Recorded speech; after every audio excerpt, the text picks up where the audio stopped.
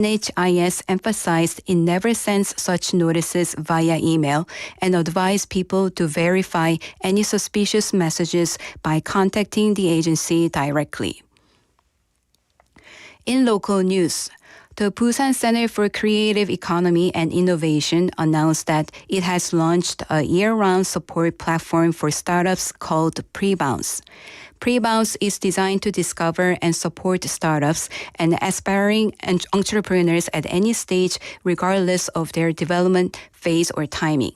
The platform offers various support services, including mentoring, monthly programs, and continuous investment reviews.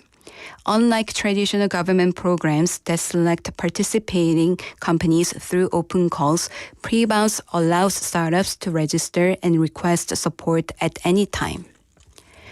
The project to build the University Animal Hospital in Busan is now moving forward. The University Animal Hospital will be a tertiary-level veterinary medical center equipped with emergency care and specialized clinics. The hospital will be built on the campus of Dongmyeong University in Nanggu District.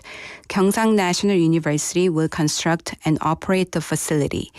It will be the largest of animal hospital in the nation, and the construction is scheduled to begin in October, with completion expected by June 2027.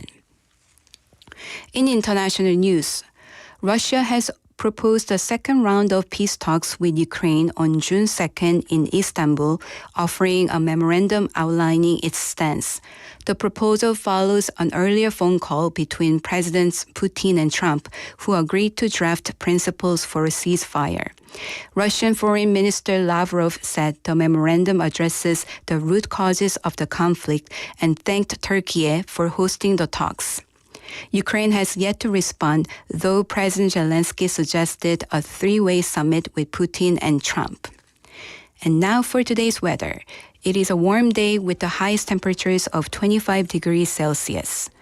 That wraps up this hour's news. Thank you for joining us. You are listening to BEFM, 부산영어방송.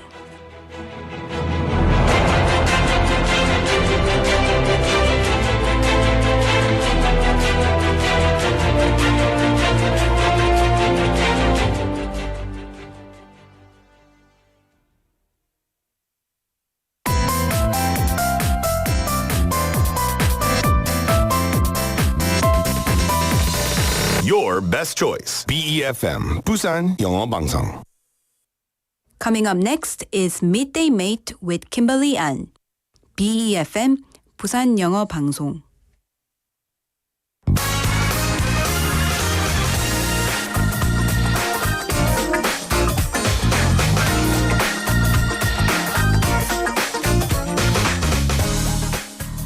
Hi everyone and welcome to the show.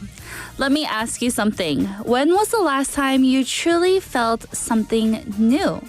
Not just saw it on your feed or read about it in a review, but experienced it, lived it, and used all your five senses.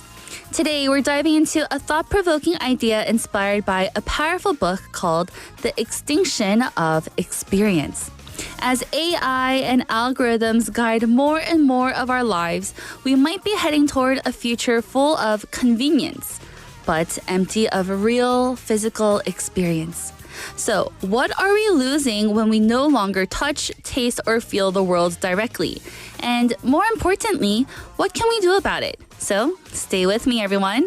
It's Thursday, May 29th, 2025, and this is Midday Mate.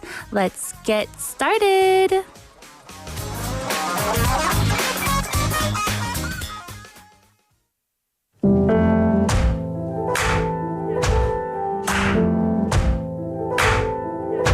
Sometimes I'm beaten, sometimes I'm broke, 'cause sometimes this city is nothing but smoke. Is there a secret? Is there a code? Can we make it better? 'Cause I'm losing the hope. Tell me how to be in this world. Tell me how to breathe and feel no hurt. Tell me how, 'cause I believe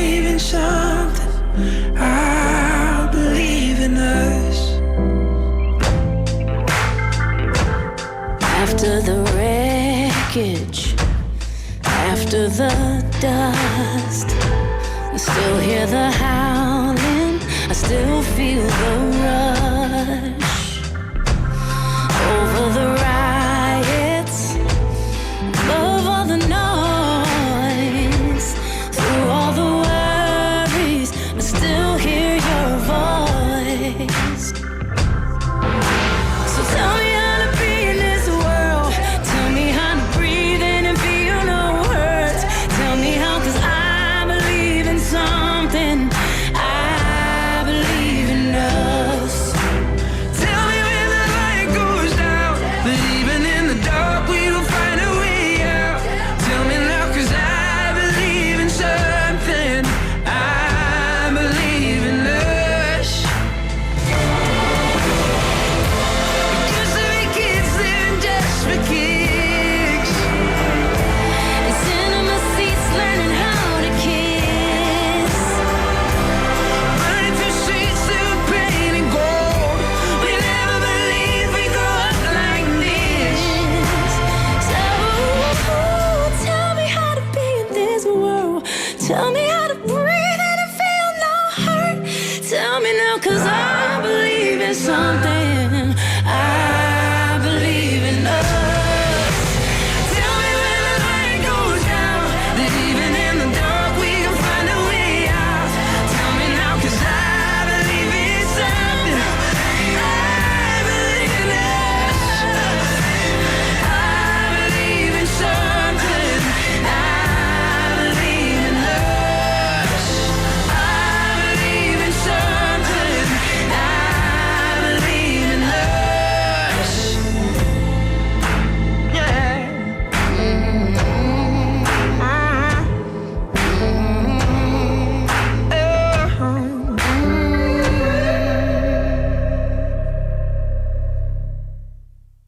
You just listened to Us by James Bay and Alicia Keys. This song is all about holding on to hope, even when the world feels heavy. They're singing for anyone who's ever felt lost or alone and reminding us that we're stronger than what we stand together. It's emotional, it's soulful, and honestly, it's one of those songs that makes you believe in love, in people, in the good that still exists today. A beautiful reminder that there's still us out there, no matter what. Hello, everyone. We're live in the studio in Busan this Thursday afternoon. Welcome to Midday Mate. You're listening to us on BEFM 90.5 in Busan and 103.3 FM in the Kijang, Cheongwan, and Noksan areas. And I'm your host, Kimberly. Hello, hello. Happy Thursday, everyone. We're almost at the weekend, so let's hold on tight. So let's see what's coming up on the show for today. In hour number 1, we'll have Listomania, a daily topic adventure with a list of things that will keep you entertained. But our topic for this lovely Thursday is the vanishing touch, why real experience still matters. After that, we'll have Back to the News. Old headlines, new perspectives, a light and breezy trip through the news of the past with Claire in the studio shortly for that. Let's fast forward over on to hour number 2. We'll have today's quote, a moment to pause during your busy day and reflect on a thought-provoking quote to soothe your mind. And after that, we'll have Byte-size banter, a daily dose of lighthearted chatter on a new topic every day with Andrew. After Byte-size banter, we'll have Don't Make a Scene, where we learn real-life English expressions through movies and drama scenes. And then since today is Thursday, we'll wrap it all up with our segment of Living Like a Local. New culture? No problem. We've got tips to help you to live like a local. So now, our question of the day and text topic, it is, what's your most unforgettable accidental experience? So maybe it wasn't something that you planned. It's something that just happened spontaneously. So what was that experience and what made it so unforgettable for you? So again, the question is, what's your most unforgettable accidental experience? 계획 없이 경험한 가장 기억에 남는 것이 무엇인가요? So any type of experience. Say that you're just driving one day and then you decided to not take that right turn and you decided to just go straight. Where did it lead you? Go ahead and send in your answers by texting in #9050 or shop 9050 and it'll only cost you 101. Or reach us through Kakao Talk. Search BEFM or 부산영어방송 in Korean and add us as a Kakao friend so that you can send in your messages for free. And we also do have our smartphone app. So search the same thing, BEFM or 부산영어방송 in any of your app stores. You can download our app, listen to our programs, and also leave us some nice comments after logging in. And now I'll be right back with Listomania after the song. Here is Walk My Way by Bryn Cartelli.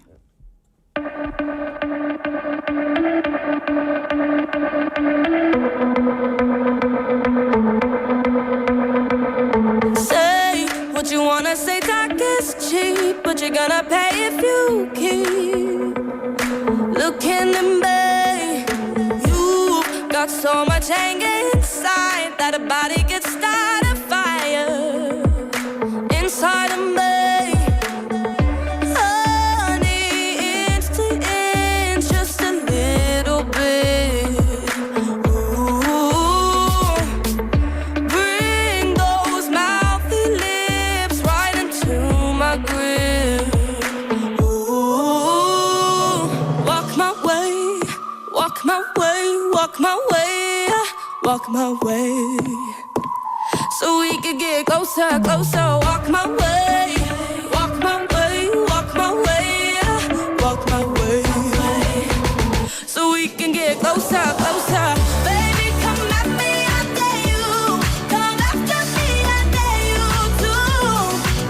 Oh, oh, walk my way, walk my way, walk my way, walk my way. So we could get closer, closer. Keep on teasing me with your words, and we'll see who gets there first. Like some kind of race. Touch me one more time like that.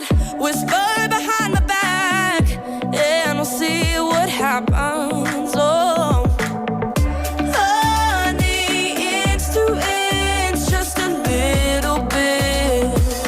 Ooh, bring those mouthy lips right into my grip.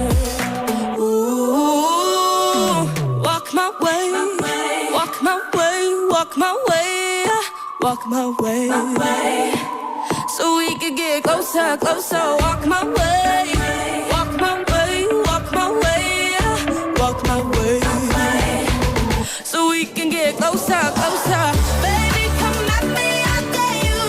Come after me, I dare you too. I dare you too. Oh, oh, walk my way, walk my way, walk my way, walk my way.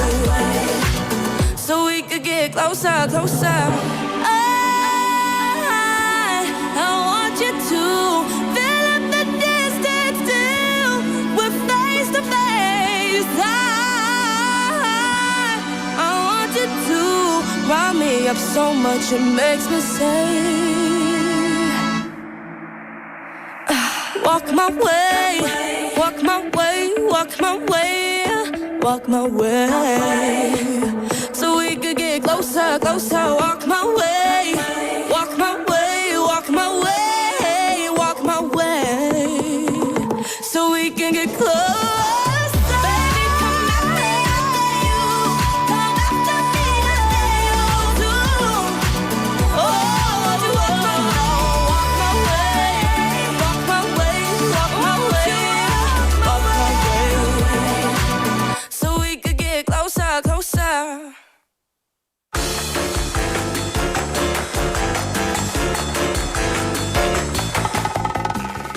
That was Walk My Way by Bryn Cartelli. And now it's time for Listomania, a daily topic adventure with a list of things that will keep you entertained. And today we're talking about the vanishing touch, why real experience still matters. So first, we're going to talk about the rise of digital living. As we see technology booming, we have been surrounded by so many different types of digi tools. So let's face it, These days, a lot of us live through screens. We scroll, swipe, and tap our way through the world. Algorithms tell us what to watch, what to eat, and even who we might like. AI can help us choose faster, live smarter, but what are we missing?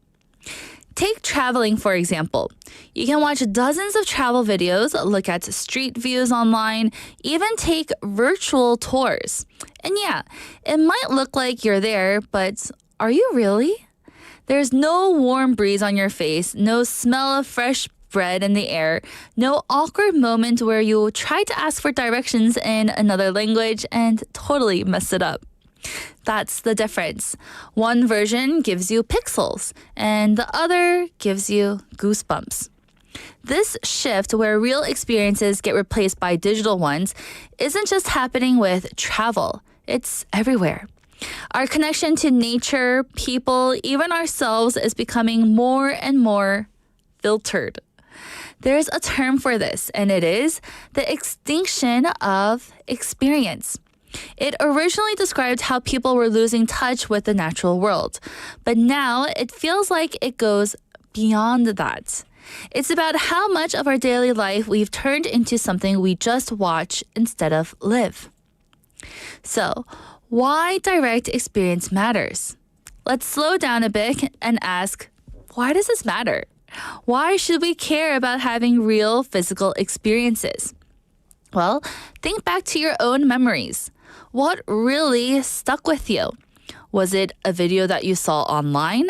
Or was it something like the first time you rode a bike, tripped and fell, then got back up again? Or maybe it was walking in the rain without an umbrella or holding someone's hand for the first time. These moments stick because they're full of life. You're there with your whole body and not just with your eyes. There's brain science behind this too. When we actually do things, when we feel textures, hear sounds, smell something unexpected, our brains light up in more areas. That makes the memory stronger, and honestly, it makes life feel more real. Plus, let's not forget the beauty of surprise. Real experiences aren't always smooth or perfect, right? Sometimes they're messy or awkward, but that's where the joy is.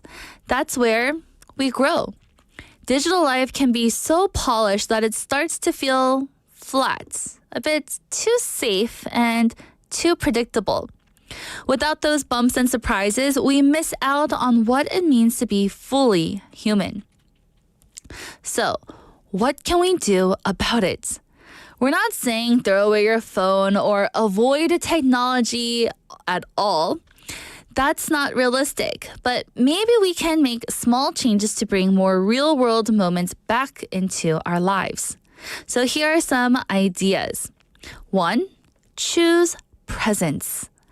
Put your phone down on purpose sometimes. We don't need to hold on to it every single moment of the day. Go for a walk just to walk. Notice how the air feels on your face. What sounds do you hear? Can you smell something cooking nearby? These small things ground you in the present. So really, use all of your 5 senses to really live in the moment. Number 2, leave room for the unexpected. Try not planning every second of your weekend. Let yourself get lost. Wander into a part of town you've never explored. Try a new dish without reading reviews first. Let the world surprise you a little bit, and it might just be a good surprise as well. Up at number 3, we have use technology as a helper, not a substitute. Maps can guide you, but they don't need to lead every step. Search engines can inspire ideas, but they can't live them for you. Let tech support your life, but not replace it entirely. Up at 4, we have support real places. Go to the market instead of ordering everything online. And yikes, this is something that I have been guilty for the past few months now. I was like, I'm too lazy to go to the 시장. I don't want to walk all the way over there, even though it's only like a 5-10 minute walk. So I turn on my phone and I say, I'm just going to online shop for my groceries. But I could have gone out to the market to actually see the fresh produce that was grown locally instead of having to spend food miles of having my bananas come from Guatemala or Ecuador. So instead, go to the market instead of trying to order everything online. Visit a museum or an art show. Join a dance class or a hiking group. These places are built for real people to do real things, and we need more of that. So stop living vicariously through your phone all the time. And last up we have, let kids get messy. Let them play in the dirt, climb trees, fall down, and figure things out on their own. They're growing and learning by play. Not everything needs to be safe or sanitized. And I know that we went through the pandemic a few years ago, and some of us are still sanitizing everything to be extra safe. But what really, builds our immune system is to get scratched up, to play in the dirt, to get sick so we can get stronger afterwards. The best lessons often come from getting your hands a little dirty. So overall, in the end, it's about making space for life to happen, not just watching it from the sidelines. Because when we stop experiencing things with our whole selves, we don't just lose memories. We lose a bit of what makes life feel alive. So don't just scroll through the world, step into it. So I challenge you this remaining week and this weekend, instead of having to, watch dramas all day or watch something on the telly, go outside, experience nature.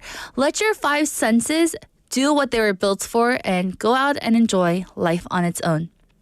And with that, let's take a song break, everyone. Here is Humility by Gorillaz featuring George Benson.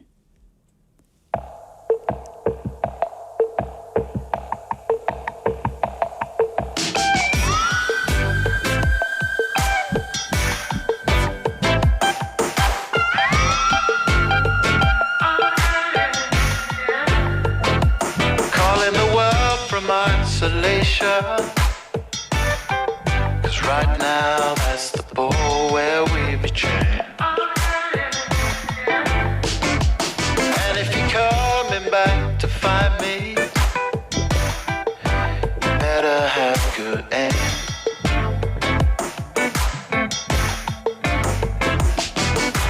Shoot it true, I need you in the pictures while I'm calling you. Calling you. I'm the lonely twin that left hand. Reset myself and get back on track.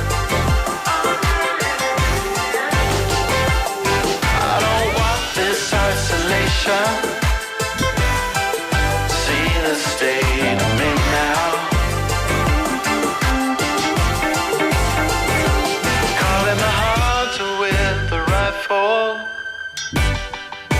Right now, that's the ball where we be chained. Shoot it true, I want you in the pictures while I'm calling you. Calling you. I'm the lonely twin that left hand. Reset myself and get back on track.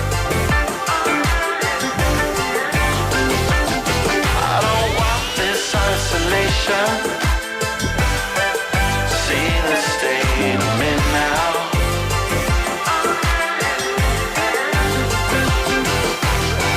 If I pick it up when I know that it's broken, do I put it back? Or do I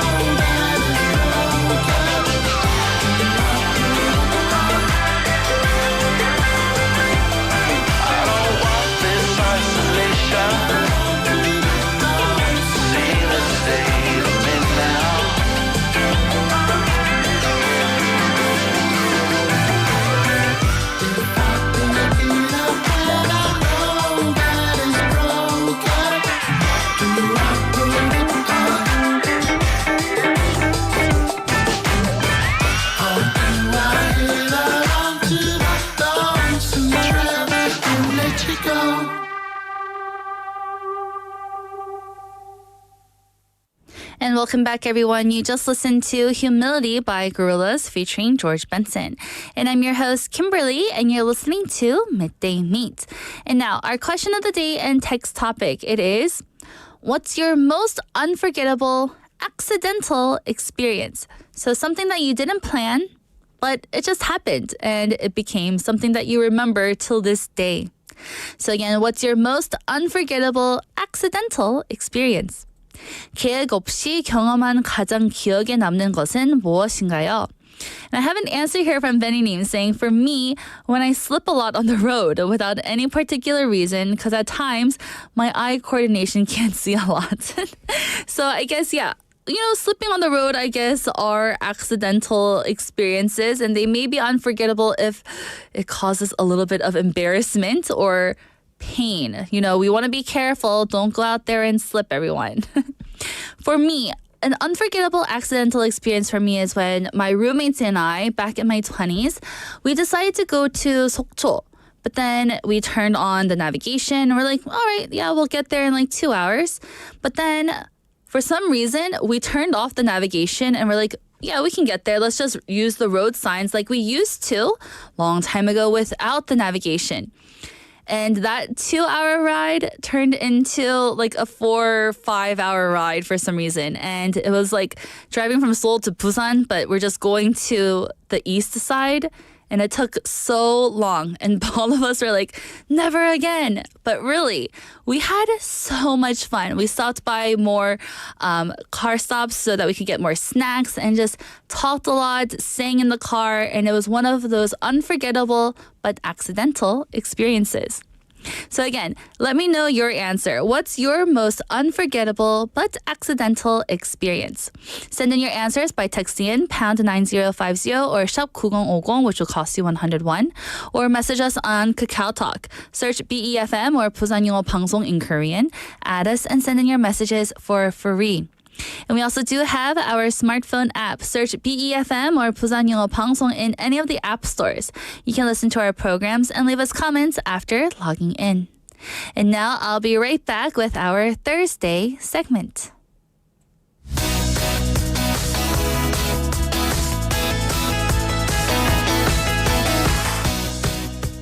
And welcome back, everyone. It is now time for Back to the News with Claire. Hello, good afternoon. Good afternoon. How are you doing today? Very good, thank you. Yes, are you enjoying the weather these days? Yes, love it so much. Love it so much. Yes, I'm just a little scared though, because I can feel that it's going to get hot soon. Suddenly, and like all of a sudden. I hope not, but at night it still feels so breezy. It's like the perfect weather to go out for a walk these days. Yes, exactly. Yes. Well, before we start, let me ask you our question of the day. What's your most unforgettable but accidental experience? Something that you didn't plan, but it went pretty okay. So I think that would be I missed my flight coming back home from Hong Kong, I think. Yes, with my friends. And then we missed the flight. I think we didn't time it well. We were like shopping a little bit and then we lost our like times. And then we went back to the like hotel and they said, no, you're late. I'm like, no, we will get there. And then we got there, the gate was closed, everything was closed. So you went all the way through the airport to find out that your gate was closed. And then it was gone. And then we were like, so what do we do? But luckily they gave us another flight at 12 hours. So we had 12 more hours. At the airport? Oh And my. We didn't have, I think, energy to go out and like have fun again. But we spent 12 hours at the airport, but it was okay. Like I didn't have to pay because I was worried I had to pay extra or I had to pay another ticket. And that time, it was a bit long time ago when I was in 20. So we didn't have Kakao, like these apps. So I didn't have any tools to contact my parents. Oh no. They would be worried like I'm missing. Why isn't she here? Yeah. So, but it turned out quite fun. Yeah. Very good. Airports, a lot of people go early so that they could hurry up and get there on their flights and get out of there. But I love spending time at the airport. Yeah, because obviously 12 hours, there's nothing like open. Check-in opens at like 2 hours prior. Oh. So just outside of luckily the airport was big enough for us to have some fun. But yeah, I don't know why we thought it was only half an hour ride. It was like over an hour ride. Oh no. But yes, well, lesson learned. Always time your, things Yes. accordingly so that you can make your flight. But even if you don't, you're so lucky to get another flight and to have another extra 12 hours with your friend. Actually, I missed another flight, but I had a So this is a I'm not a trend. frequent flyer. This is a trend of Claire's, everyone. She misses her flight. That was transit one, so I guess give me some excuse for that. But anyway, yeah, I missed quite a bit of flight. Well, we will have to, remind Claire to always make her Please flights on do. time. I don't mind that. Well, thank you for your answer for our question of the day. And let's segue into our segment of Back to the News. Yes. So if you've been with us from the top of the hour, I'm glad that you're still here. Thank you. And if you're just tuning in, perfect time because Claire is going to share with us some stuff for Back to the News. Thanks, Kimberly. Always a pleasure to join here, especially for stories like this. I wasn't living in Korea at the time, but looking back now, this was a surprisingly pivotal moment. It's one of those stories that sounds small, just a change in store hours, but ended up echoing through daily life, business, and even technology. So today, everyone, we're rolling back to March of the year 2012. That's when the Korean government made a bold move. Large retailers had to close on 2 Sundays a month, and they were no longer allowed to operate between midnight and 8 a.m. This applied to giants, hypermarkets, and warehouse clubs also. And if you think about Korea in the early 2010s, this was huge. Hypermarkets weren't just shopping spaces, they were lifestyle hubs. You could grab groceries, have dinner, try out a massage chair, and let the kids play in an indoor playground, all at 1 a.m. on a Tuesday if you wanted to. So we're talking about mandatory off days for hypermarkets in Korea. And, this was also before my time in Korea because I came the year after in 2013. Ah, right. So for me, like having grocery stores closed every other Sunday was something that I thought was just a Korean thing that they always just did. But to now know that it was the year before, Yeah. there was a huge change. Good thing I came a year after so that I could just get used to it right away. But I remember people joking that going to the hypermarket was cheaper than paying for entertainment or for like a family outing. So they just went there for Yeah, fun. exactly. Especially for working parents or night shift workers, these places were well lit, air conditioned, convenient, and above all, open. So when the government said, close your doors on Sundays and overnight, it was more than an inconvenience. It was a shake-up of a routine people had come to depend on. Ah, yes. And I think the most important thing that you just mentioned was that they were air-conditioned places. The most important. So it was your summer escape into the cool, breezy area. So let's break down the intention. What was the government trying to do at this time?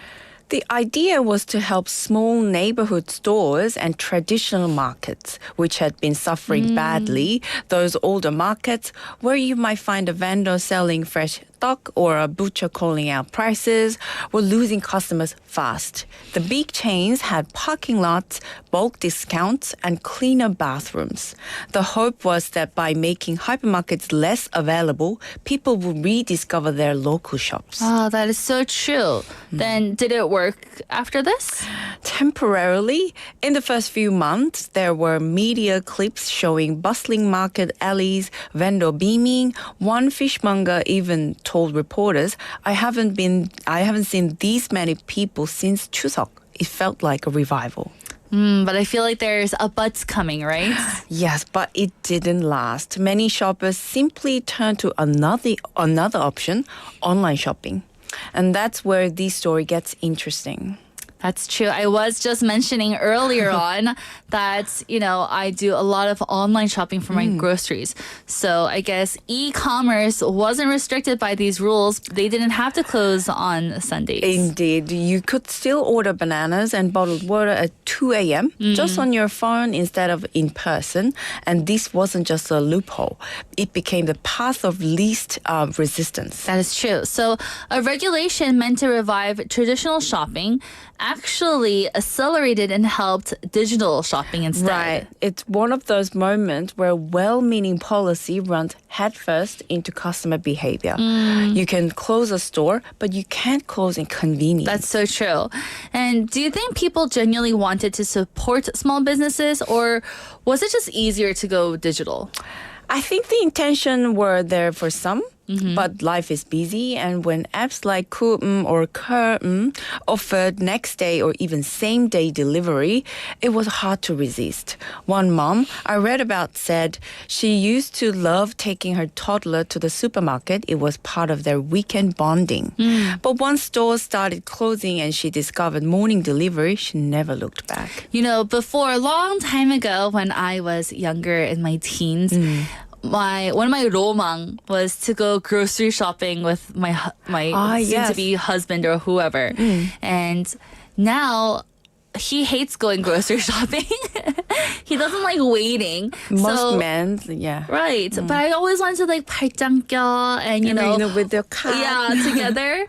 But that romang is gone because of e-commerce. I order everything on my phone. Yes. Or I try to go to the market by myself, but we'll see. Let's talk about the people behind the counters then. How did retail employees respond? There were mixed reactions. For some full-time workers, it was a relief. Retail is a grind, especially in Korea where hours are long and rest is rare. But part-time workers who were paid hourly saw fewer shifts and less income. There were protests in some cities, especially around major holidays when stores would be closed during peak demand. Yeah, I would imagine so because, you know, I also used to work in retail before, and if there was like a dry spell when people and shoppers didn't come in, we used to have around like 5 or 6 employees at the store. But then if it was a slow time, we would cut down to maybe 2 people. So those other 3 or 4 people didn't have time to work. Yeah. And it was just very hard. Even though maybe work got a little bit easier because we didn't have to deal with so many customers, it was just like, oh, am I going to get the shift this week? We were always on edge. Anxiety, yes. So what about the small shopkeepers then? Did they feel supported during this? Some appreciated the policy, but others felt it was too little, too late. One elderly shop owner in Busan told a local paper, customers aren't coming because the big stores are closed. They're just not coming at all. The real competition has shifted from physical stores to digital ones. And I wonder, were there any international parallels to this policy, not just in Korea? Yes, in fact, Korea wasn't alone. Germany, for instance, has strict Sunday shopping bans. Most stores are closed by law, and the idea is to protect workers and family time. France also limits Sunday hours, but what made Korea's case unique was how suddenly the change was introduced and how it happened just as mobile commerce was taking off. So in a way, Korea was trying to preserve something old while stepping into something new also. Beautifully put. It was a tug of war between preserving community-based shopping and embracing a tech-driven future. And technology won, not because of policy failure, but because the public chose convenience. So I wonder if they just had this a little bit earlier. So instead of 2012, maybe have the shift back in 2005. Then it may have helped, you know, the local shoppers. Yes. So let's talk about logistics then. I imagine delivery systems also had to ramp up really fast as well. Absolutely. 2012 was a turning point for online grocery infrastructure. Warehouses expanded, cold chain delivery became standard, and algorithms started learning your shopping habits. That's when things like frequently ordered items or recommended for you began appearing more prominently in Korean e-commerce platforms. And we've talked about families, workers, small shops, but what about the younger consumers then? great point. Younger Koreans were quick to adapt. Many of them were already used to doing everything from their phones. They didn't have the same nostalgia for traditional markets. For them, a sleek app and flexible delivery were just normal. One university student said she liked online grocery shopping because she could do it in class. Multitasking, she joked. So I'm trying to listen to my teacher, do the lecture, but I'm also buying some bananas and eggs on my phone. Yes.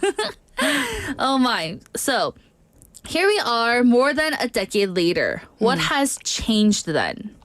So a fewer cars driving. There's a environmental angle as well. Fewer cars driving to big box stores means lower emissions, but at the same time, more packaging from deliveries became a concern. That's something Korea continues to wrestle with, how to balance convenience with sustainability. Right, so we're not driving to the store anymore. However, they're still driving to us to deliver it, and they're also using more packaging to do it. With that, let's take a quick song break, everyone. Here is Enemies by Love.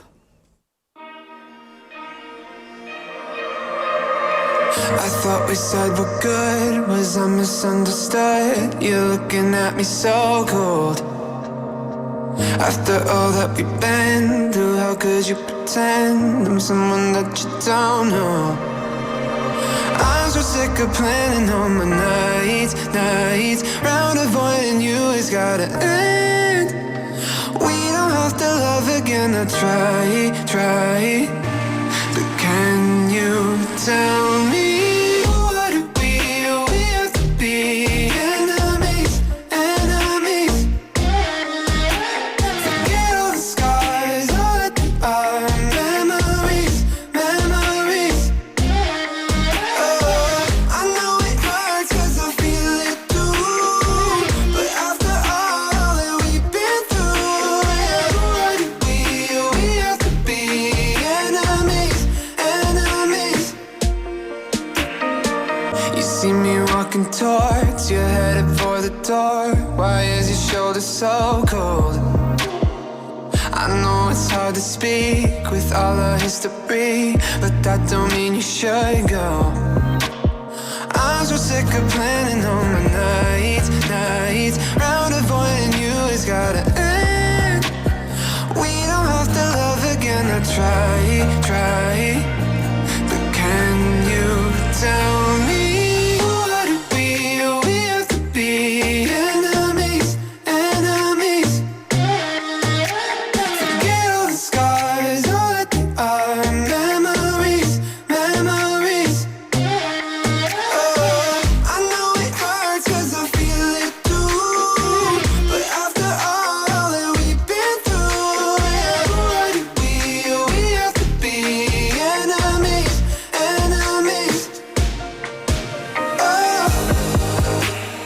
Tell me why do we throw away the love we had? And tell me why do we love to make it hurt so bad? Yeah, I know that we can't be friends, but after all the things we've been, what do we have to be? Enemies. What do we have to be? Enemies. Forget all the scars, all that they are. Memories. I know it hurts 'cause I feel it too. But after all that we've been through, what do we have to be? Enemies.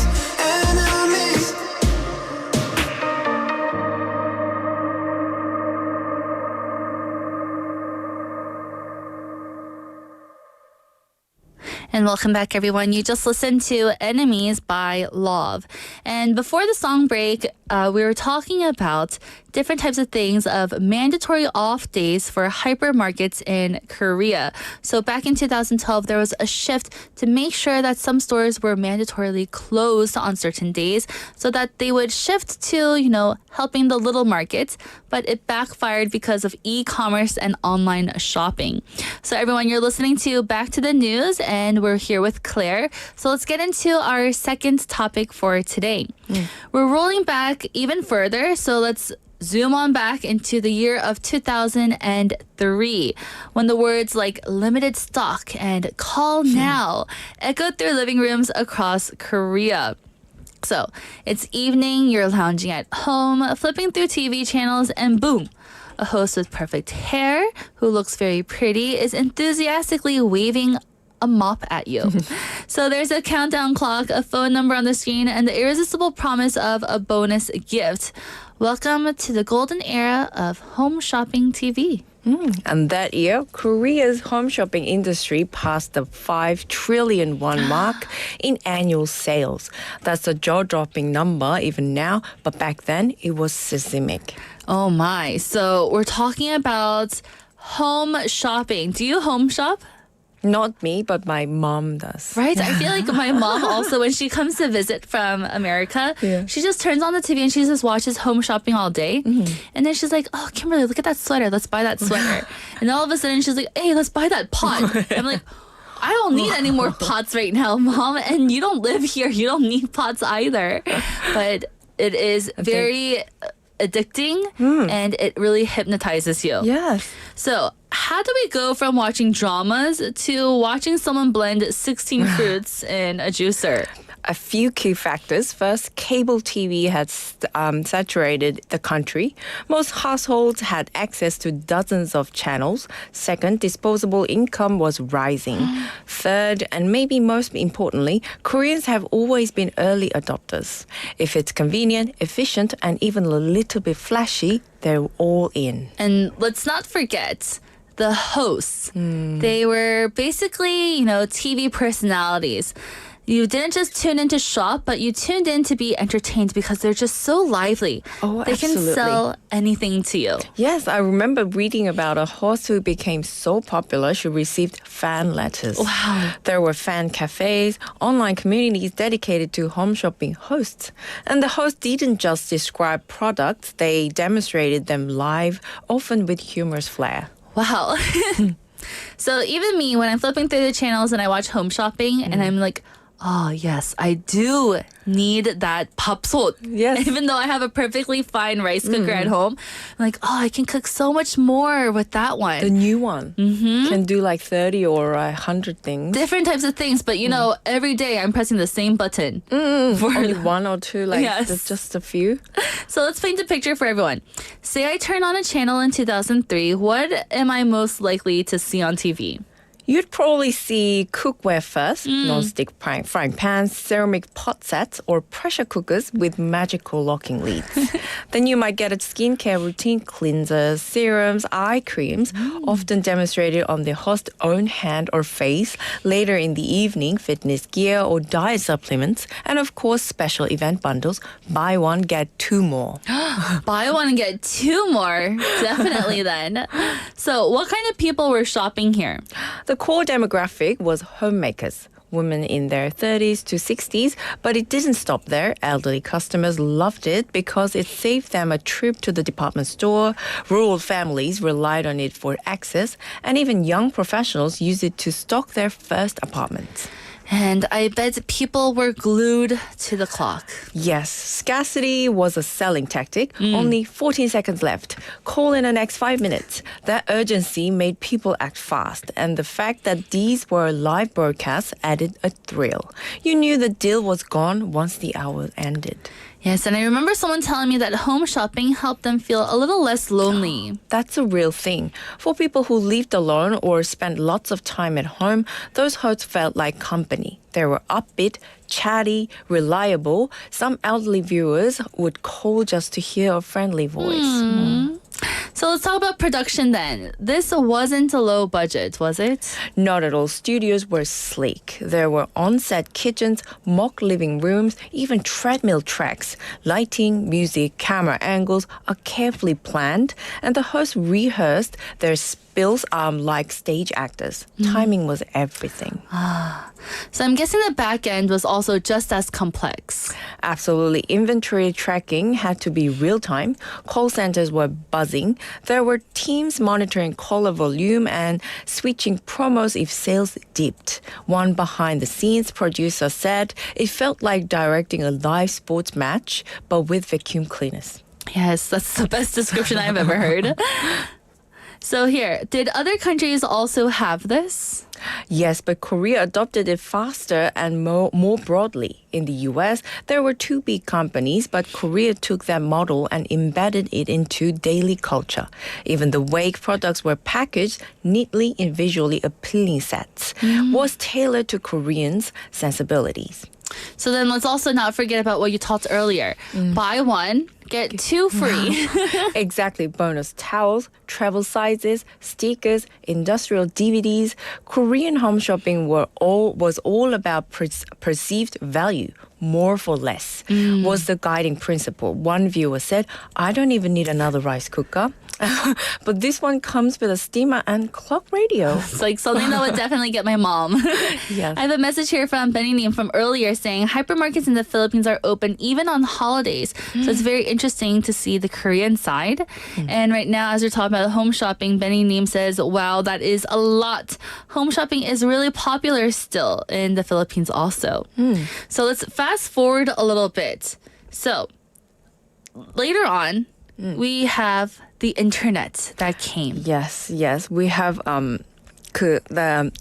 shopping was the bridge between analog and digital retail. It taught people how to shop remotely. By the time e-commerce came knocking, with its apps, filters, and same-day delivery, people were ready. In fact, many home shopping networks launched their own online platforms, blending TV and digital. Yes. So any idea how long people were actually watching for? Average watch time was surprisingly high, often 20 to 40 minutes per segment. And some viewers would tune in multiple times a day. One grandmother told a reporter, it's like a cooking show and shopping trip in one. And I don't need to wear shoes. Because you're in the comfort of your home for home shopping. That's why Yes. we have the name of that. Have you ever bought anything home shopping before? Not myself, but I actually told my mom to, order it. Like a hair. Shampoo. Another thing was that we talked about QR codes Yes. before the week before. Oh, yeah. And even now, what makes home shopping even easier, Oh, yeah, you don't there's even a- have to, call in the number. Just grab your phone, point it to the QR code, and you're there on the website. Right away. With coupons and everything. Home shopping is a lot. So, Claire, thank you so much for walking us through the world of home shopping. I feel like I've just been on a little bit of a nostalgia trip right now because, I've also been a victim of home shopping before. Oh, no. I bought a sweater and it looked beautiful on the host because, the host is beautiful. Perfect shape, yes. And just everything fits on her body. And then I got the sweater. It was okay. I got two of them and I could see like a string popping out already right when I got it. So I was like, that's why it was so cheap. Yes. And they give you like bulk, like always like 5 or 6. That stops me buying, actually. So thank you so much, Claire. I had a great time here today with our segment of Back to the News, where we talked about hypermarkets and their mandatory closing dates and, our home shopping. Well, Claire, thank you so much, and I'll see you next week. See you next week, everyone. And everyone, that is the end of our first hour. I'll be back at 1 p.m. after this song. Here is Gotta Go My Own Way by Troy and Gabriella.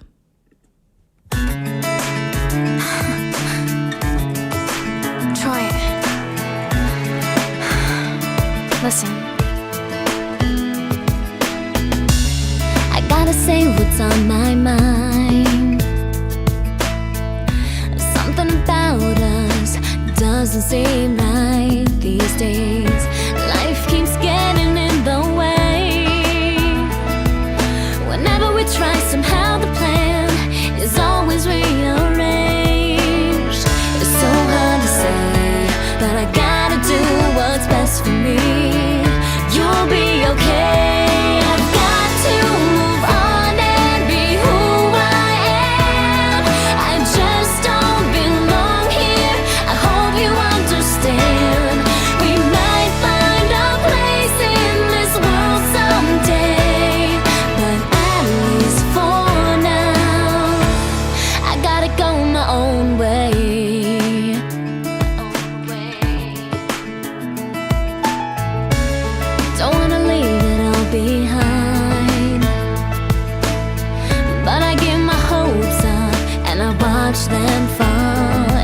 time.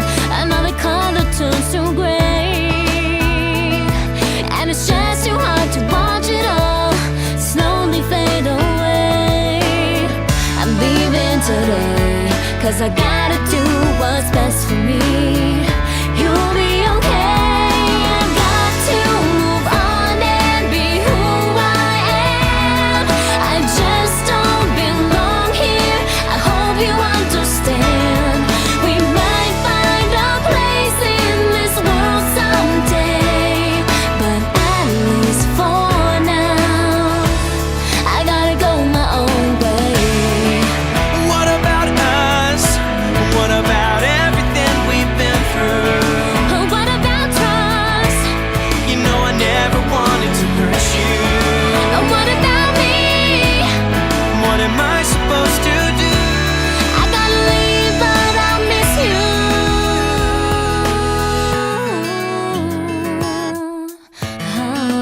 So I got to move on and be who I am. Why do you have to I go? just don't belong here. I hope you understand. Trying to understand. We might find a place in this world someday, but at least for now, I want you to stay. gotta go my own way. Got to move on and be who I am. What about I us? just don't belong here. I hope you understand. Trying to We might understand. find a place in this world someday, but at least for now, I gotta go my own way. I gotta go my own way. I gotta go my own way.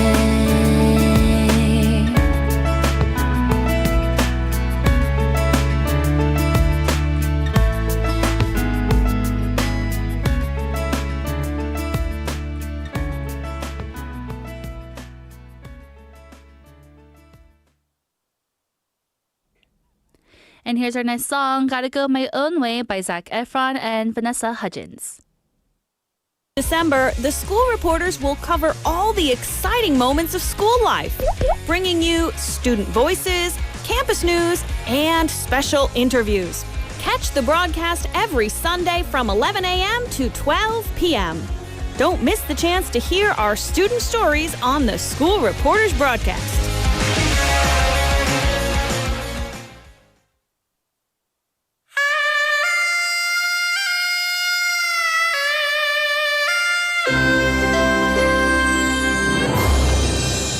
The time is now 1 o'clock.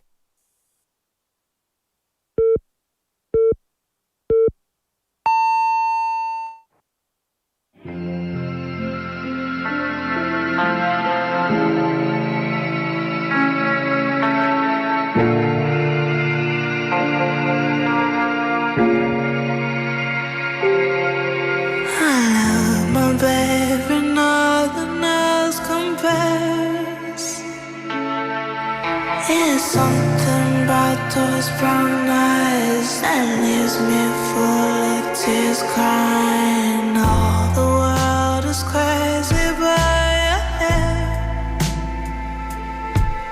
My baby made me realize that nothing else even matters.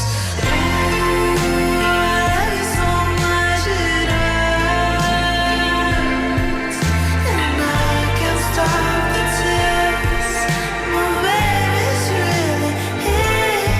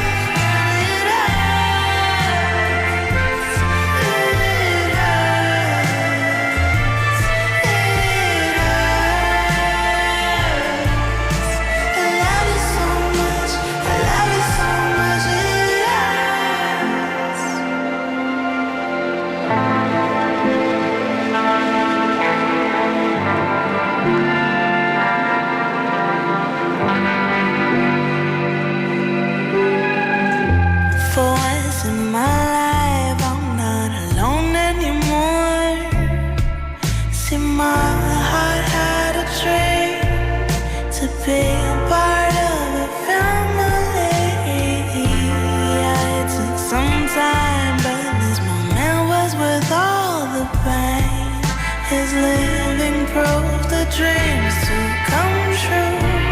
Look at you.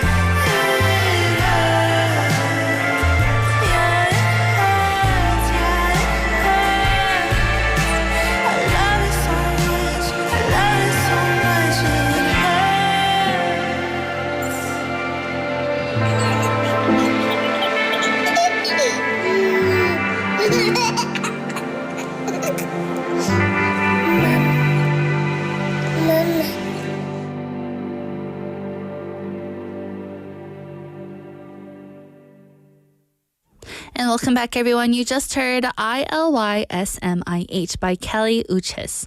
ILYSMIH is an abbreviation for I love you so much, it hurts. And it's just as emotional as the title suggests. This track is extra special because it's one of the first songs Kelly wrote after becoming a mom. It really marks the beginning of a new chapter for her, both personally and musically. In her own words, Kelly shared that this song is a piece of her heart and that finding peace and love in her life wasn't easy. She hopes that this song, ILYSMIH, reaches anyone who needs a little comfort or connection right now. And honestly, it just might. Hello, everyone. We're live in the studio in Busan this Thursday afternoon. Welcome to Midday Mate. You're listening to us on BEFM 90.5 in Busan and 103.3 FM in the Gijang, Cheongwan, and Noksan areas. And I'm your host, Kimberly. Hello, hello. And now, everyone, it is time for hour number 2.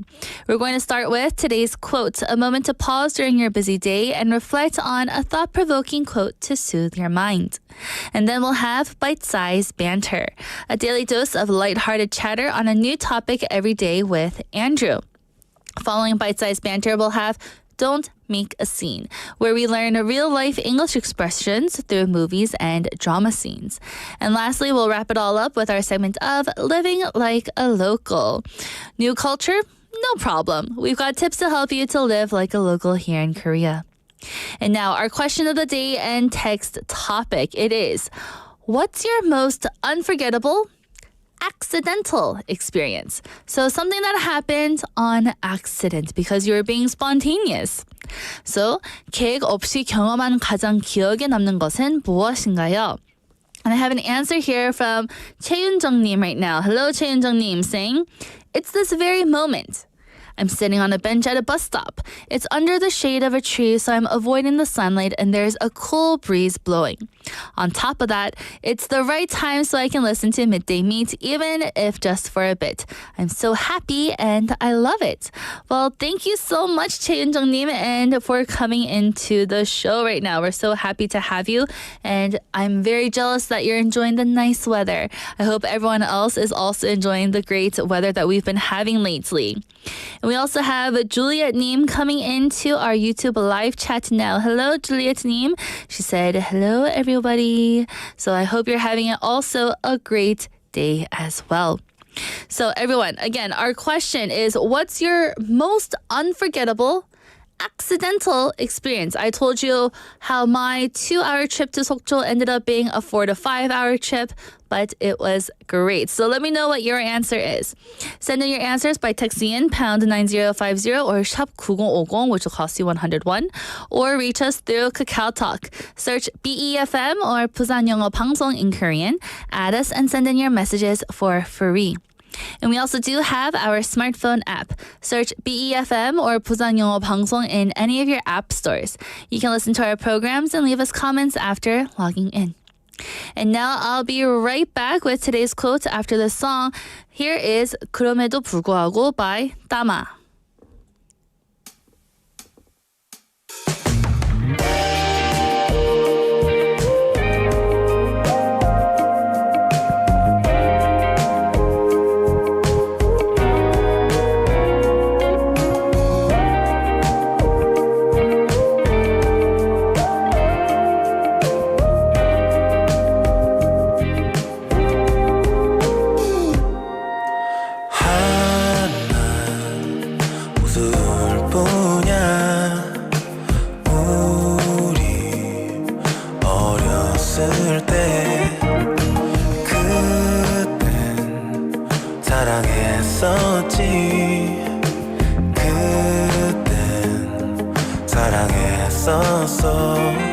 그럼에도 불구하고 네가 남의 여자가 됐다는 게 그랬다는 게 믿어보려 해도 인정하려 해도 돌아서려 해도 버거운 거야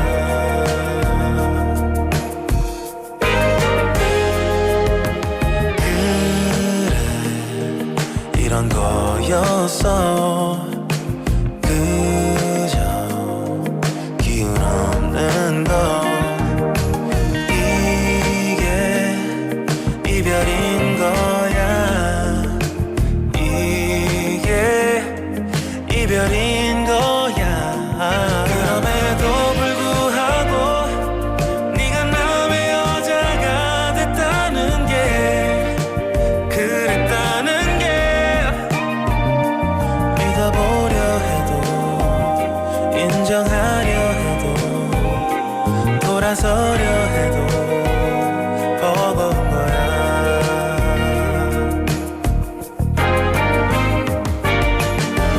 별짓 다 해봤어 너를 잊어보려고 아무리 노력해봐도 네가 없인 사라지질 않는데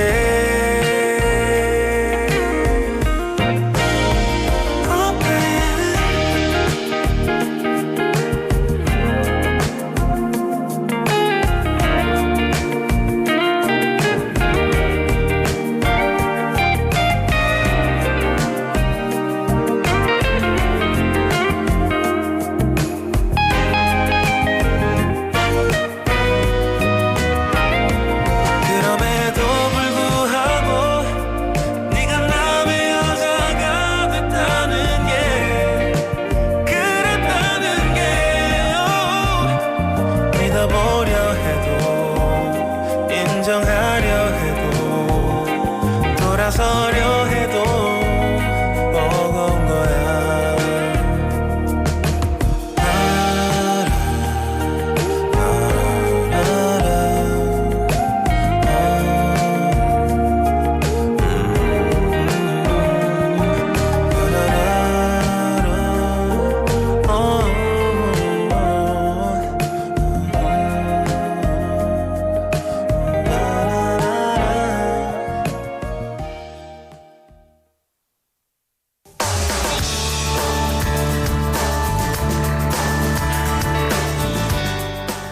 And you just listened to 그럼에도 불구하고 by 따마. And now it's time for today's quote. A moment to pause during your busy day and reflect on a thought-provoking quote to soothe your mind. And today's quote is by John Keats. And it says, "Nothing ever becomes real till it's experienced." Nothing ever becomes real till it is experienced. 경험하기 전까지는 그 어떤 것도 진짜가 아닙니다. So first, let's start off with who was John Keats? He was a British romantic poet in the early 1800s, and he died tragically young, only at the year of 25 years old. But in that short time, he gave the world some of the most beautiful, emotional poetry ever written. Keats was all about deep feeling, beauty, truth, and yes, as we're talking about today, experience. And this quote, it hits a nerve even today. Think about it. We can read about falling in love, we can watch movies about heartbreak, or listen to songs about loss. But we don't really know what those things feel like until they happen to us. A textbook might teach you how rain forms, but standing in a sudden summer downpour, that's when we actually feel it. That's when knowledge becomes memory and emotion. It's like the difference between hearing about grief and actually losing someone, two totally separate things. Or seeing a photo of a mountain and standing at the top, breathless, looking out over the world. Keats wasn't just being poetic, he was telling the truth. Experience makes things real. Without it, life is just a story someone else told us. So now in today's world, we're surrounded by stories. Social media, AI-generated content, endless streaming videos. We can see everything without ever leaving our couch at home. But the truth is, even the best virtual tour can't replace walking into a new place with your own 2 feet. Experience makes things stick. It engages your senses, what you hear, smell, touch, and that helps your brain create lasting memories. Real experience even changes your brain, forming connections that passive watching can't. And scientists talk about it. Teachers know it, artists feel it, and people like Keats, they actually lived it. So here's a question for all of us today. What's something in your life that didn't feel real until you experienced it yourself? Maybe it was becoming a parent. Maybe it was traveling to a country you'd only seen in books. Or maybe it was something simple, like the first time you spoke up for yourself and realized how powerful that could be. Keats reminds us that to truly know life, we have to step into it, not just observe it, and definitely not scroll through it. So, if there's something you've been thinking about doing, something you've only watched or maybe even only read about, maybe today's the day to try it for real. Because nothing becomes real until it is experienced. So, this quote really speaks to me, especially when I think about the first time I moved into a new city. I read blogs, watched videos, and talked to people who had lived there, but none of it prepared me for the feeling of standing in a place where everything was unfamiliar. The language, the smells, the pace of life. It was overwhelming and exciting all at once. That experience, of walking the streets, learning the local customs, getting lost and finding my way back. That's when the city became real to me. So again, before I moved to Korea, I didn't really know what I was getting into. I got lost. I didn't know how to take the subway. And sometimes I asked the wrong directions for the taxi. It didn't become real until I came here. Not through someone else's lenses that they posted a video online, but through my own lived moments. And honestly, the same goes for failure. I used to fear it, right? And I thought I understood it from books or motivational talks. But it wasn't until I faced a major disappointment, something that I had worked so hard for, but, falling through, that I truly grasped what failure felt like. It wasn't just, reading it through a book and having failure through characters and living vicariously through them. But I had felt failure and it was crushing. But it was also clarifying. I learned more from that one experience than from years of knowing what failure was supposed to be. And Keats was right. Until we live it, feel it, and walk through it ourselves, it's just a concept. Experience makes life deeper, sharper, and more meaningful. So, nothing ever becomes real until it is experienced by John Keats. 경험하기 전까지 그 어떤 것도 진짜가 아닙니다. And that was today's quote. So maybe if you haven't been really living your life and you've been living through books and videos and other things, I encourage you to go out and live it. And that was today's quote, everyone. So let's take a song break. Here is Dear Day by Ad9.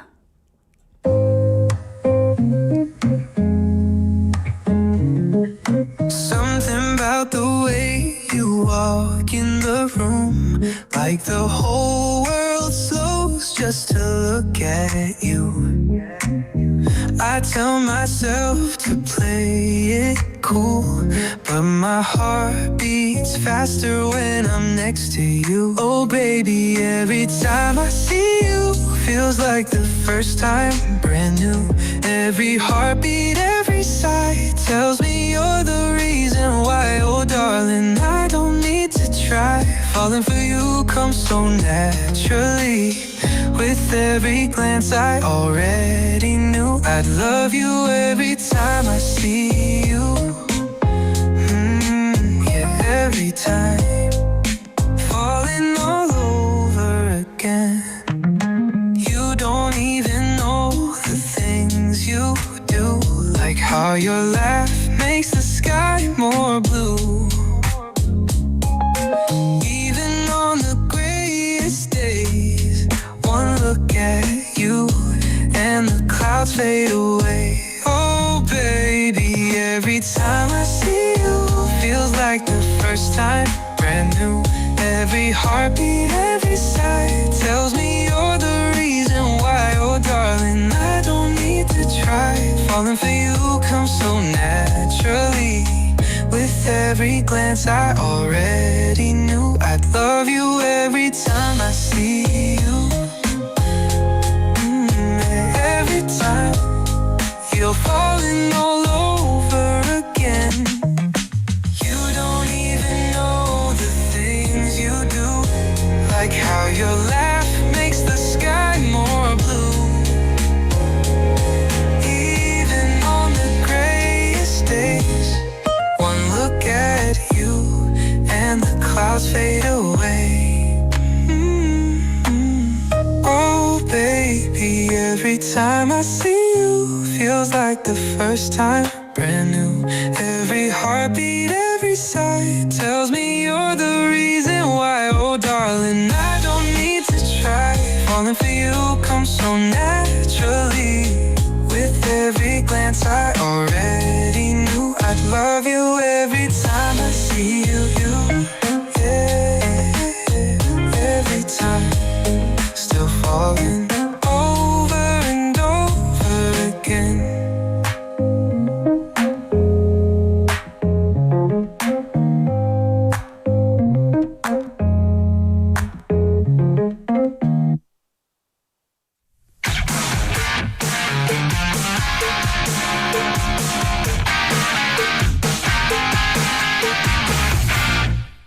And welcome back, everyone. Now it's time for Bite-size Banter with Andrew. Hello, hello. What is up? The sky is up. Oh, no. Is there a thing as such as mom jokes? Mom jokes? Mom jokes? Because, dad jokes? Yes. Oh, my God. That was just something that we would say in elementary school. What's up? Definitely. The sky's up. Yeah. No. Yeah, exactly. What's up? The ceiling. Yeah. Yeah. So, anyway. How are you what's doing new? today? Nothing is new for me, but how are you? Oh, well, I was doing okay. And then I came in here. And now I'm doing great. Good. Gotcha. What are we talking about for today, Andrew? What's our question for Bite-size Banter? Well, our question today kind of not revolves around, but involves, I guess, a movie/book.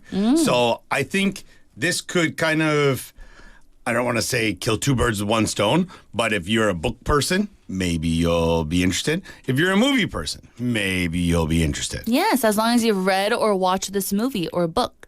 Yeah, but even if you haven't, I think you would have enough information about this that you should be able to give some kind of answer. Okay. All right. So the question here is, what kid character, this is important, or child character, kid character, from Charlie and the Chocolate Factory would you be? 찰리와 초콜릿 공장에 나오는 어떤 아역이 되고 싶으신가요? And there are many different children actors in this movie, or characters in this movie, or book, should I say? Yes. Should we go over some of them? Yeah, I think that's what we have to do first here. I think because I made the question, I think I know who I am. But for our listeners and everyone, we'll give them a quick rundown. So the first character is Charlie Bucket, obviously. So this is the main character from the movie. Well, him and Willy Wonka. So he's the boy who gets the golden ticket from the Wonka bar. All right. When I was just saying Wonka bar, and I was like, is that a brand? I was like, oh no.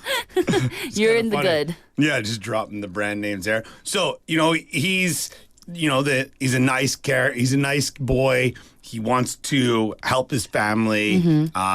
He gets very lucky. He finds some money in the snow and then goes and buys another chocolate bar, blah, blah, blah, blah, blah. Yes. Moving on. There is Veruca Salt. Yes. Do you know all the characters? Of course I do.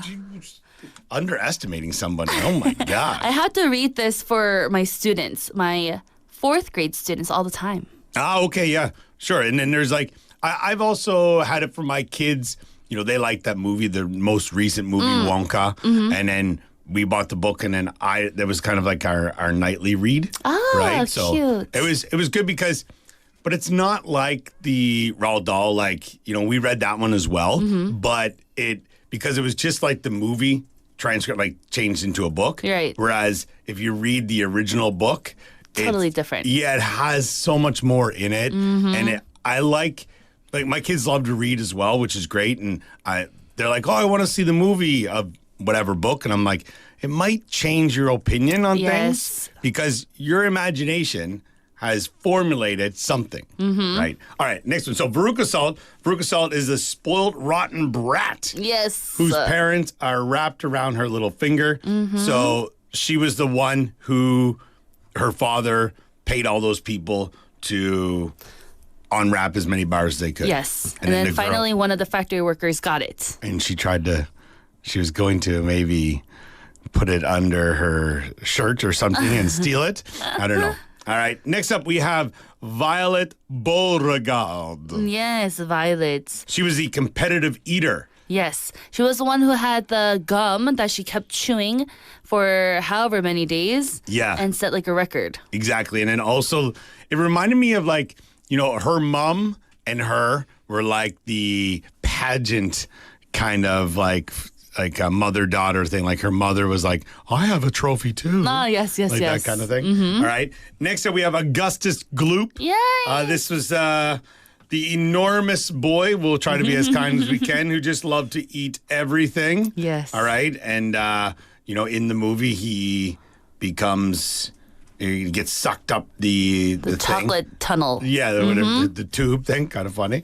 All right. And then our last one is Mike TV, who's, he loves technology. He's kind of a little bit of a gangster, if we will. All right. And also doesn't really take no for an answer. Yes. So, who would you be from the movie? My answer? Super easy. I think I would be Augustus Gloop. Really? Of course. I love eating. And I like chocolate more than candy, so I'm a super big Augustus Gloop type of person. Yeah. Yeah, okay. I didn't think you were going to say that. Oh, who did you think I was going to say? I don't know. I thought you were going to go back to your Hot Topic days, and then you would be, the competitive eater and have all the fancy clothes and stuff like that. I didn't hang out at Hot Topic. I don't know. I want to say that I would be Charlie because I think I'm compassionate and considerate. Whatever. I'm rolling my eyes over here. You got to choose one of the bad characters. Of course, I want to be Charlie, too. Okay, then. If we got to, maybe well, my parents weren't rich, so I don't think I could be Veruca Salt. Me too. And my dad would have been like, hey, you don't even get the full chocolate bar to unwrap. You get a half of it. There's no way. Maybe Mike TV, or I might be in the same camp as you and be Mr. Augustus Gloop. But I used to do this thing. This is so gross now that I think about it back. Oh, this is bad. I would wear a baseball hat, and if I was chewing gum, I don't know if the blah, blah, blah, or the double whatever gum, like that one, and have a big wad of it. And then if someone had candy or chips, or we stopped somewhere to get something, I would put the gum on the underside of my hat. Oh. And then after I was done eating stuff, I would just eat it again. So not the part of the hat that's touching your head, actually. You're talking No. about like the cap that's, shading you from the Yeah, sun. yeah. Oh, that's still gross, though. Yeah, it is gross. Why would you do that? Yeah. So you're definitely, that's violence. I know, that's what I was thinking. I didn't even realize that until I started talking about it. Ew. Yeah. TMI here on Byte-size Banter. Learn something new about you, Murph dog. Exactly. You and your gum and hats. Yeah. I'm not going to go near you when you're wearing a hat now. Man, that was many years ago. Maybe I think all of us would like to be Charlie. Of course. Or say that we'd be Charlie. Because also he has his grandfather's there with him as well. And, it's really cool. But I don't know. Or maybe I'm just going to flip the script totally. I'm Wonka. You're Wonka? Yeah. Oh, then I'm the grandpa. Okay. I like that. I like that. Or just kick me right into it. I'm an Oompa Loompa. I was just about to say that too. We can both be the Oompa Loompas working there. Oh my goodness, it's kind of funny. For our listeners, which character would you be? Or if you're a fan of the books or the movie or even the new Wonka movie, is there a character you could see yourself being? I don't know. I really like the Timothy Chalamet movie and, the singing, the dancing and stuff like that. It was really, really fun. But I'm a sucker for, all things original. Me too. So take me back to the original. That's Same good. here. Yeah. So, Andrew, thank you so much, everyone. What character from Charlie and the Chocolate Factory would you be? Tell us who and why. Andrew, thank you so much for this fun time, and I'll see you tomorrow. Bye-bye. Bye. And welcome back, everyone. That was our segment for Bite-size Banter. And again, the question was, what kid character from Charlie and the Chocolate Factory would you be? So it would be kind of difficult to choose if you didn't read the book or watch any of the movies. But as you can see here behind me, this is the original cast of the original movie of Charlie and the Chocolate Factory. We have Augustus and everyone else here. So first, Julia Nim saying, "What is up? The sky is up." 써먹어야겠어요. That is true. It's a great phrase that you can use all the time. When someone says, "What's up?" you can say, "The sky is up."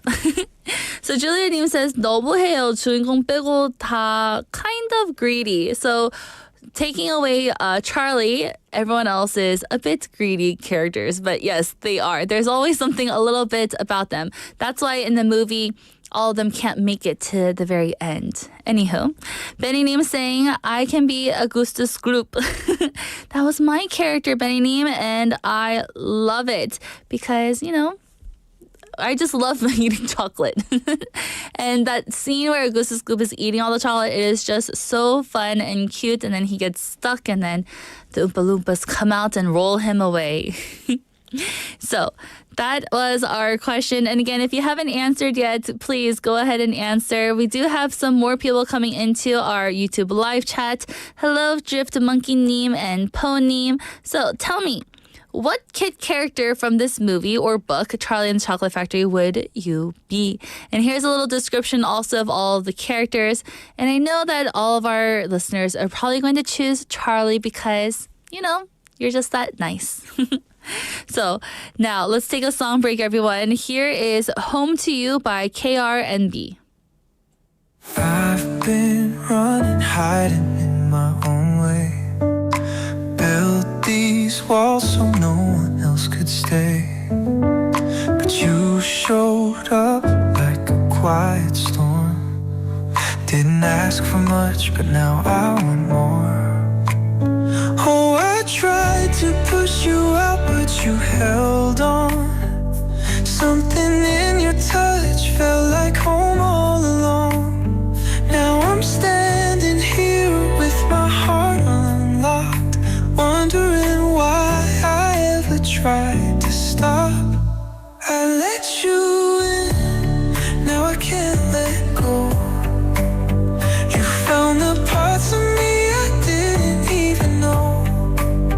Every fear, every scar fades away in your arms.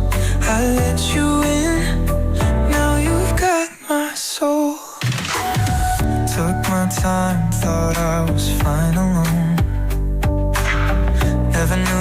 love until you made it known. Now every night I just wanna stay, listening to your heartbeat, never drift away. Oh, I tried to push you out, but you held on. Something in your touch felt like home all along. Now I'm standing here with my heart unlocked, wondering why I ever tried to stop. I let you in, now I can't let go. You found the parts of me I didn't even know. Every fear, every scar fades away in your arms.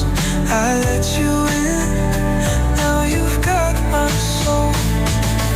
No more hiding, no more doubt. If this is love, I'm all in now.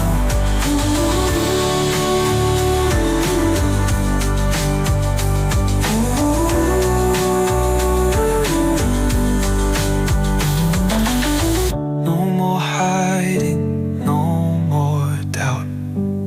If this is love, I'm all in now.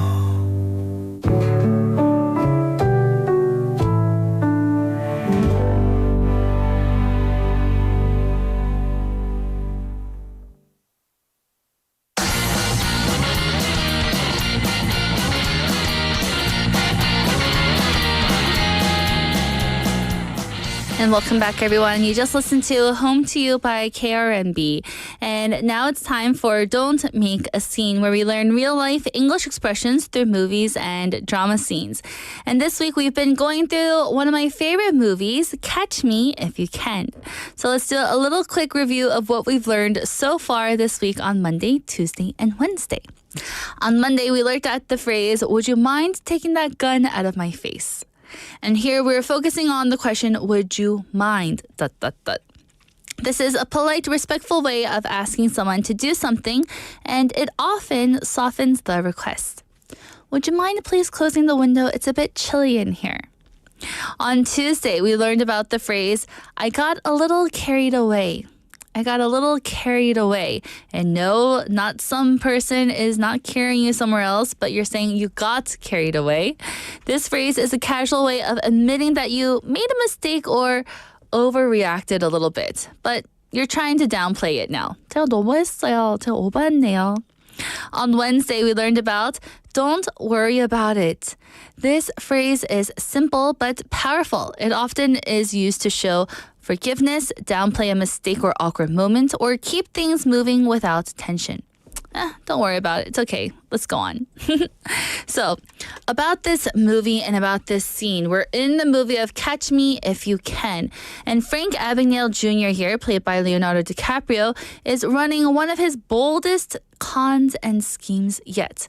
He's just convinced the FBI agent Joe Shea, played by Tom Hanks, that he's not a criminal, but rather a Secret Service agent on the same case. So they're both trying to find the criminal, even though Leonardo DiCaprio is the criminal. And Joe believes him, at least for the moment. As Frank prepares to make his smooth escape, he tells Joe, hey, do me a favor and guard this room for a minute. It sounds casual, helpful even, but it's a genius move. He's assigning Joe a task to keep him busy and buy himself some time. So here, the reason is, the setting is that they're in a hotel that Frank Abagnale was in. You know, we see all the little things and labels that he's been taking off. And then here, Frank Abagnale himself, who is pretending to be this Secret Service agent, says, can you guard the room? Do me a favor and guard the room so that the cleaning maid doesn't come in and, you know, ruin the crime scene, is what he says. So he's making him guard the room as he runs away. He says that he's got to take some evidence down to his partner in the car. And that's where he takes all of the things that he actually needs to make more counterfeit, checks. And then he leaves the scene. And then we see him at the end running away. So today we're going to be looking at the expression, do me a favor. This is a common and friendly way to ask someone for help. It softens the request and makes it sound informal, almost like a favor between friends and coworkers. So do me a favor means like you're kind of close to the person that you're talking to. You wouldn't go to your boss and be like, hey, could you do me a favor and grab me a cup of coffee? That I don't think would fly. Some examples are, do me a favor and hand me that pen. Or do me a favor and text me when you get home so that I know you got home safely. But in this scene, Frank uses it with a clever twist. He also says, guard this room for a minute. Guard this room. Here, Frank gives Joe a specific purposeful task. It sounds official and important, which reinforces the idea that Frank has authority because he is this Secret Service agent, or he's pretending to be. So, together, the sentence sounds like something a higher up would say to a fellow agent.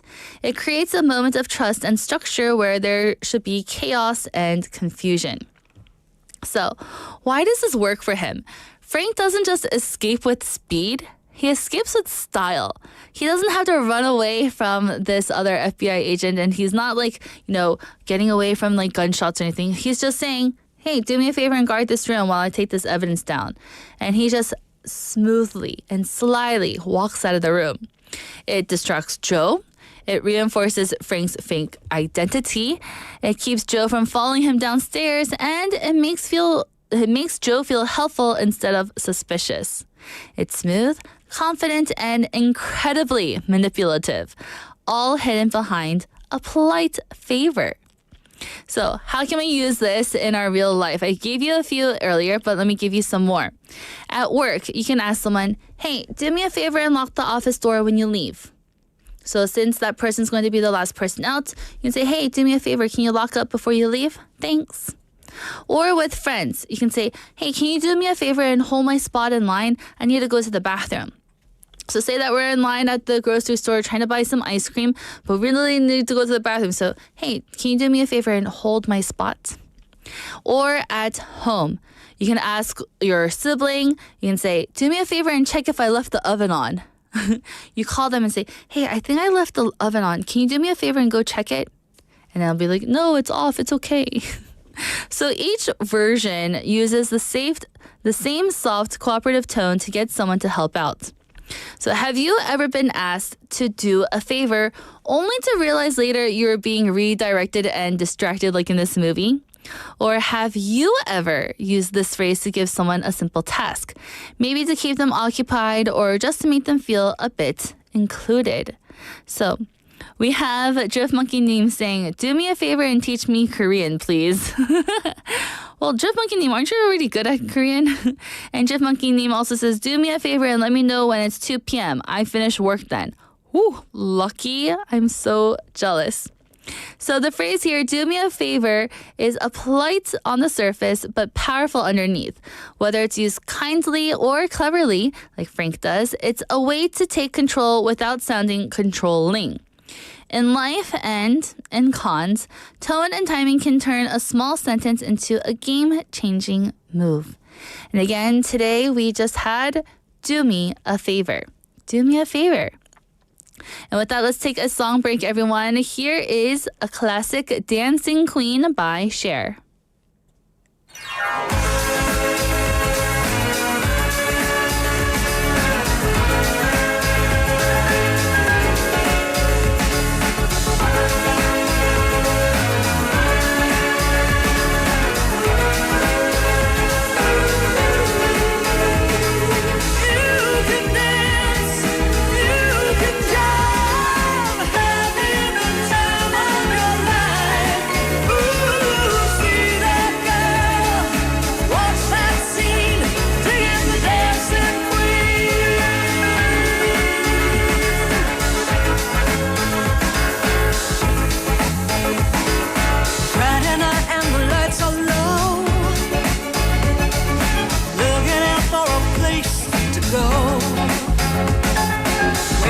The right music, getting in the swing, you come to look for a king.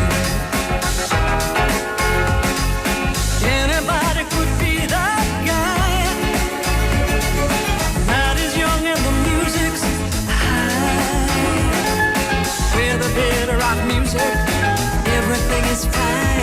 you're in the mood for a dance. And when you get the chance, you are the dancing queen, young and sweet, only 17. Dancing queen, feel the beat from the tambourine, oh yeah. You can dance, you can jive, having the time of your life. Ooh, see that girl, watch that scene, digging the dancing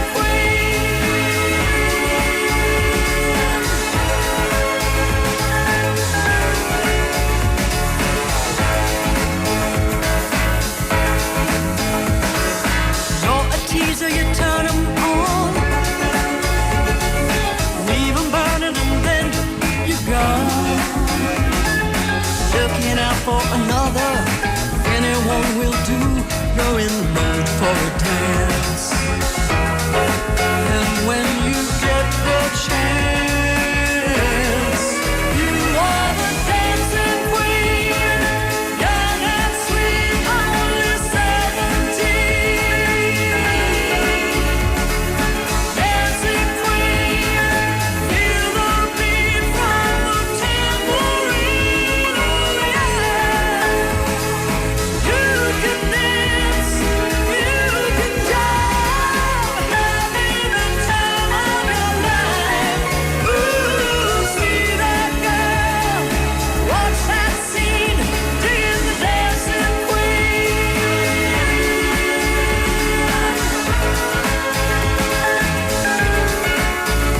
Digging the dancing queen.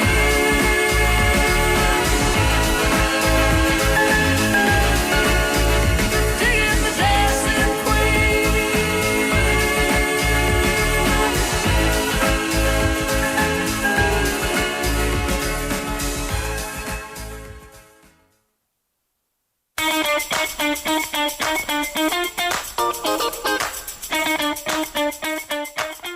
And welcome back, everyone. You just listened to Dancing Queen by Cher. And now it's time for our segment titled Living Like a Local, where it's always interesting to see what can be a bit of a shock. But don't worry, I'll share some personal stories of when I felt the same way and how I overcame those challenges to truly live like a local. And today's topic is education and after-school academies.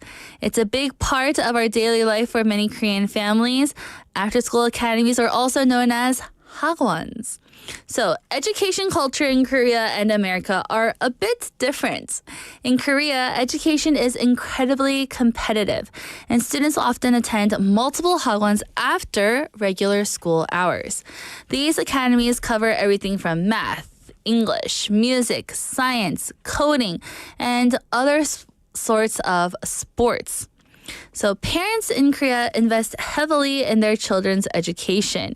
And I see here from a statistic, in South Korea, families with 4 or more members, including at least 2 children, spend an average of 589,000 won, which is approximately $445 monthly on private education in the first half of 2024.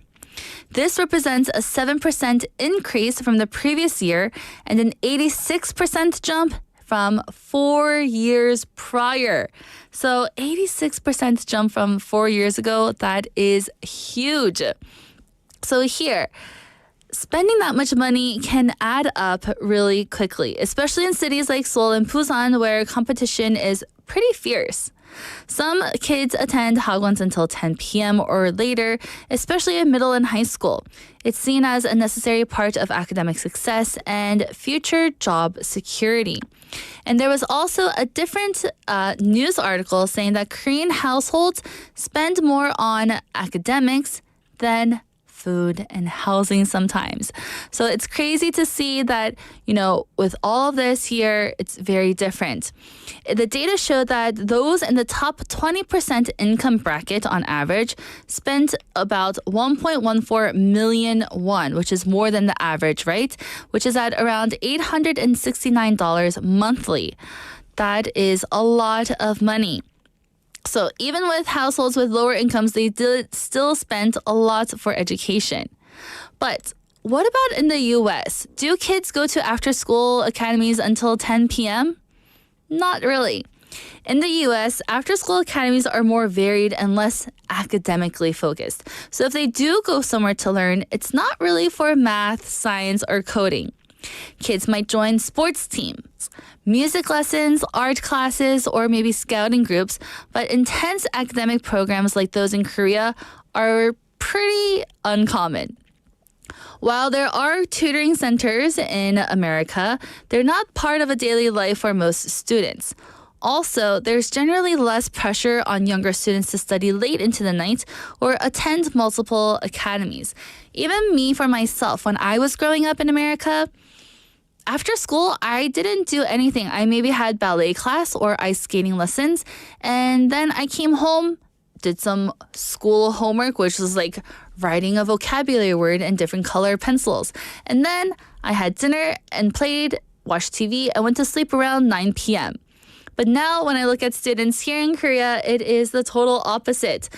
My one student once told me that he only gets 30 minutes of TV time a week. So it's very different here. So why does this difference exist here? The college entrance exam in Korea is extremely high stakes, especially the national CSAT exam, also known as the Suneung. Success on that one test can influence a student's entire future, and that's why so many families pour resources into hagwons. In America, more so if you were to attend an after-school academy for academics, it is for students who are kind of falling behind, who don't do the average in school. So they get extra help to get to the average level. However, in Korea, I've noticed it's not that the low level are trying to get to the average are trying to become astounding. Also, in contrast, college admissions in the U.S. tend to focus on broader profiles, including GPA, what you get at school, extracurricular activities, if you're a leader in or if you're a captain of a football team, the essays, your personal letters, and also recommendation letters from your teachers at school. So it is very different here. So understanding Korea's hagwon culture is key to understanding just how seriously education is taken here. While it might seem intense at first, it also shows a strong commitment to academic success, a big part of living like a local here in Korea. So again, if you are new to Korea and you're not quite sure why there's so much education, built into the system here, well, now you know. It's just a little bit different than the way that we have grown up in the States. And maybe if you're already a Korean here, now you can understand how it is different for those who have studied abroad as well. So lots of different things that are happening for living like a local. I cannot believe that there are so many different types of statistics out there. I encourage you to go and check it out so that you can see it firsthand, so that you can see how education is so important here. And you know what? As long as learning is fun and the students are having fun with it, I think it is great. So again, that was our segment for Living Like a Local today. So now, our question of the day and text topic, everyone. It is, what's your most unforgettable but accidental experience? 계획 없이 경험한 가장 기억에 남는 것은 무엇인가요? And I have an answer here from Juliet-님 saying, there are so many things I've experienced without planning. After hearing Chae Yun-jung speak, I realized that I too came across Midday Mate and BEFM unexpectedly by chance. So I'm thankful for YouTube and for getting to meet all of our good mates. I always listen to the show with gratitude. And yes, that is also so good to have to come here accidentally and just find out about Midday Mate and BEFM. I'm glad that you're enjoying it, Juliet Nim. So everyone, thank you so much for joining the show today. It's unfortunately time for us to wrap it up. I've been your host, Kimberly, and here is our last song, New York City by Peter Malik Group and Nora Jones. Have a great Thursday, and I'll see you all tomorrow. Bye!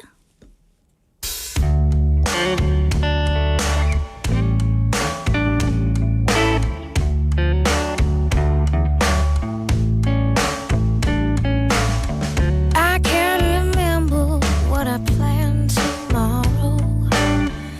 I can't remember when it's time to go.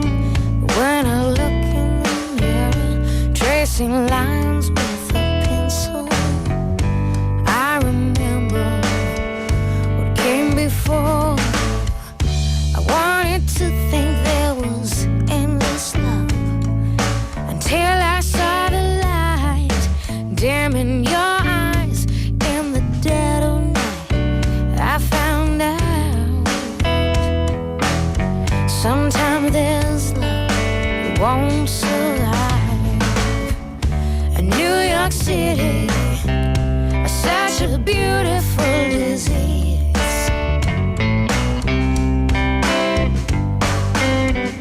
New York City, such a beautiful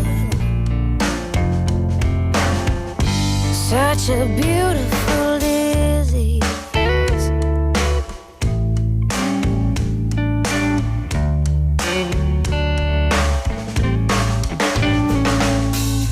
Laura kept all her disappointments locked up in a box behind her closet door. She pulled down the blinds and listened to the thunder.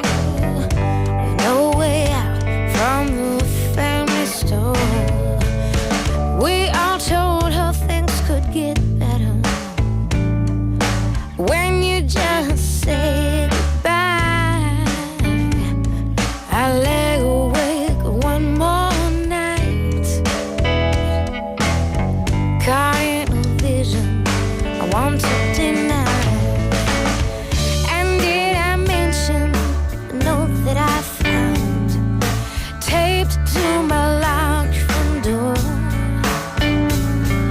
It talked about no regrets as it slipped from my hand to the scuffed tile floor.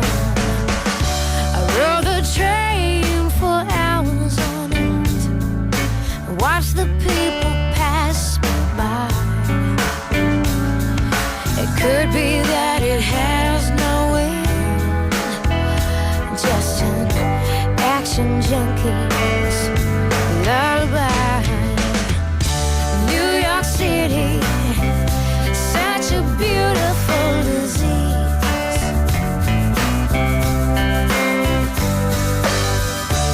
New York City, such a beautiful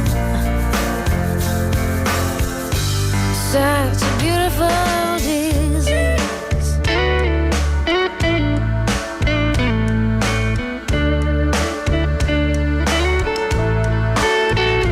We were full of the stuff that every dream rested as if floating on a lumpy pillow sky. Caught up in the whole illusion. The dreams never pass us by. Came to a tattooed conclusion that the big one was knocking at the door. I started